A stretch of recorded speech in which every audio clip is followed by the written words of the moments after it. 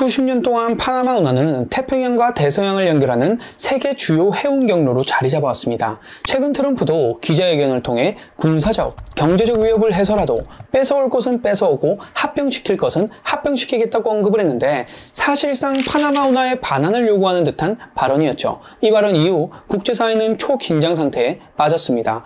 파나마 운하의 중요성을 놓고 군사적, 경제적 긴장이 고조되고 있는 상황이죠. 그런데 이 혼란 속에서 멕시코는 새로운 기회를 포착한 듯 보입니다. 여러분들은 혹시 파나마 운하만이 태평양과 대서양을 연결하는 유일한 경로라고 생각하시나요? 오늘은 트럼프가 눈독 들이는 파나마 운하를 대체할 강력한 대안이 될 수 있는 멕시코의 대형 프로젝트 테우안테펙 지역 대양 횡단 회랑에 대해 알아보겠습니다. 해당 프로젝트로 인해 멕시코가 중남미의 새로운 물류허브로 떠오르고 있는 상황인데요. 과연 CIIT가 글로벌 무역 판도를 어떻게 바꿀 수 있을지 역사적 배경부터 현재 진행 상황까지 자세히 살펴보도록 할 건데 그 전에 먼저 파나마 운하가 왜 그토록 중요한지 알아보겠습니다.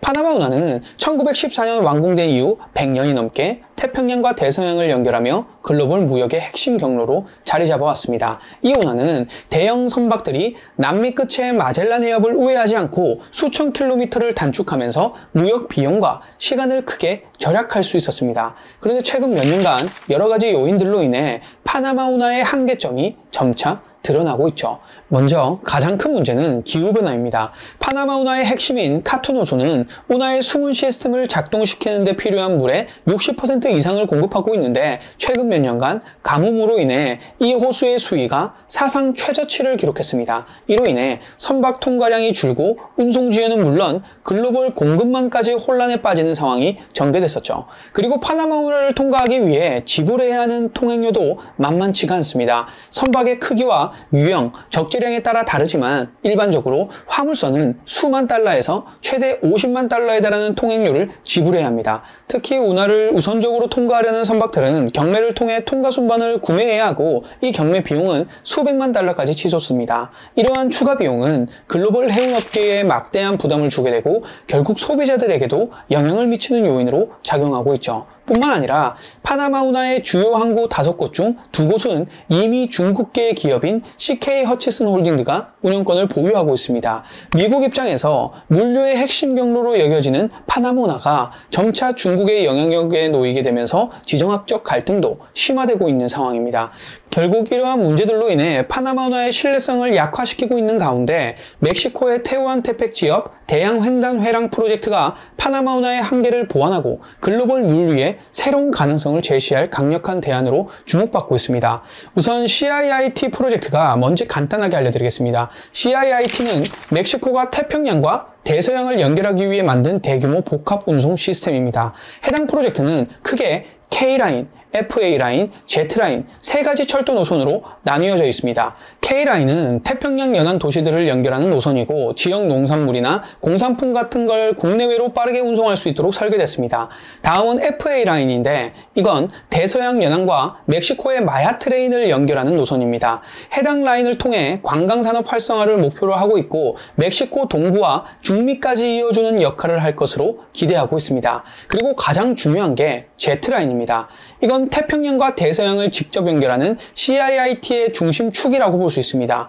지난해 12월 22일 완공됐고 이 노선을 통해 연간 100만 개 이상의 컨테이너를 처리할 수 있다고 합니다. 단순히 화물만 운송하는 게 아니라 곡물, 가스, 석유 같은 다양한 자원까지 운송할 수 있는 복합 시스템이기 때문에 이 노선은 멕시코를 글로벌 물류허브로 도약시킬 핵심 인프라로 평가받고 있습니다.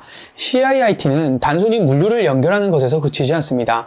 최근 글로벌 공급망에서 중요성이 커지고 있는 니어쇼어링 전략과 결합하면서 CIIT의 잠재력은 더욱 주목받고 있습니다.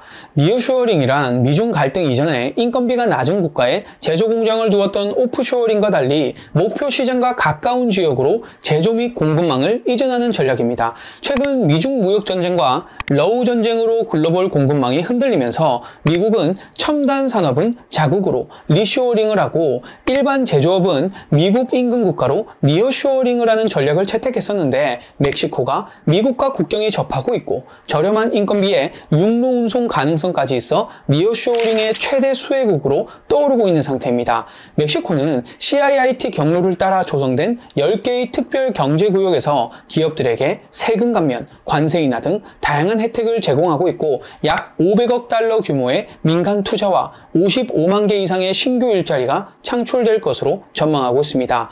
멕시코의 CIIT는 파나마 운하의 가뭄과 물류 혼잡 문제를 해결할 수 있는 유일한 대안으로 평가되고 있습니다. 다만 아직 파나마 운하가 글로벌 물류의 중심 경로로서 압도적인 이용률을 유지하고 있는 것이 현실입니다. 현재로서 CIIT가 경쟁력을 갖추기 위해서는 몇 가지 개선이 필요합니다. 첫 번째로 운송 속도와 비용의 효율성입니다. CIIT는 컨테이너를 하역하고 철도로 이동시킨 후에 다시 선적하는 과정에서 추가 시간과 비용이 발생하기 때문에 이 부분에서 파나마 운하 대비 경쟁력을 확보할 필요가 있습니다. 두 번째로 항구와 철도 인프라의 확장성입니다. 제트라인이 연간 100만 개의 컨테이너를 처리할 수 있다고 하지만 글로벌 물류 수요를 완전히 감당하기 위해서는 더욱 확장된 인프라와 운영 효율성이 필요할 겁니다.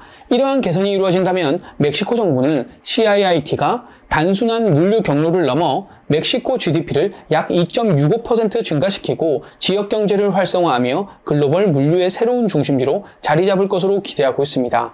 많은 사람들이 트럼프의 발언으로 파나마 운하가 세계적인 이슈가 되고 있는 상황에서 파나마 운하의 대안이 될 수 있는 CIIT가 어떻게 진행되고 있는지 예의주시할 필요가 있습니다. 과연 멕시코가 이 프로젝트를 통해 또 다른 남미의 강국으로 자리 잡을 수 있을까요? 영상 시청해주셔서 감사합니다.